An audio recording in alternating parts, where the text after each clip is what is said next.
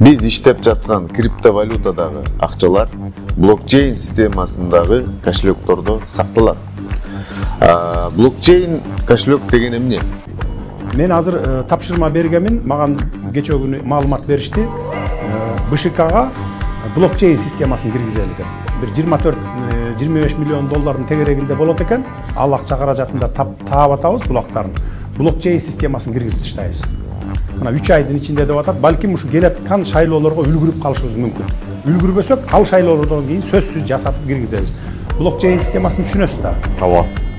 Ал жерден эч ким жасоо мүмкүн эмес. Купуялуулугу корголгон.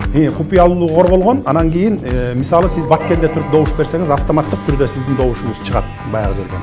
Эгерде уурда алып атса же башка жасалып атса, башка мисалы 4 аппарат турат да, 4 баягы центр. 3 центри блокко коет. Мына ошондой. Ал жасоого мүмкүн эмес аны. Эл кандай добуш берсе, так ошондой добушу чыга турган система. Мына ошону орнотобуз. Мен азыр убакыт керек, мага ошону орнотуп кетем. Андан кийин шайлоо жөнүндө маселе көтөрүлбөйт. Өзүңүздөр көргөндөй жасап алуу мүмкүн эмес. Коопсуздугу камтылган деп жатат.